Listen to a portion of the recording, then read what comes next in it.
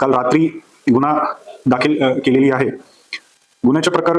असा आहे की धुळेमध्ये जे पोलीस ट्रेनिंग कॉलेज पीटीसी जे म्हणतो, त्या पीटीसी मध्ये डिसेंबर 2024 पासून एप्रिल 2026 पर्यंत 4 आरोपी कनिष्ठ श्रेणी लिपिक मनोज गिर बुवा, कनिष्ठ श्रेणी लिपिक Jagdish Sonawane, police ASI Naresh Gir Gosavi, police head constable Manoj Khonde, हे चारही जे तिथे पोलीस प्रशिक्षण केंद्र धुळेमध्ये नेमणूक होते, ते चारही लोकांनी संगनमत करून हा कालावधी मध्ये शासनाचा विश्वासघात आणि फसवणूक करून एकूण 1,55,00,000 असा अपहार केलेली आहे। असा कंप्लेंट जे आहे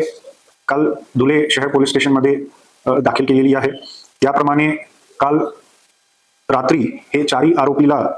अटक करण्यात आली आणि आजच्या तारखेला हा जे गुन्हा आहे ते आम्ही आर्थिक गुन्हे शाखा धुळे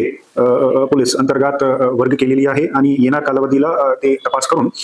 ते लवकर तसं आम्ही चार्जशीट जे आहे ते फाईल करणार आहे।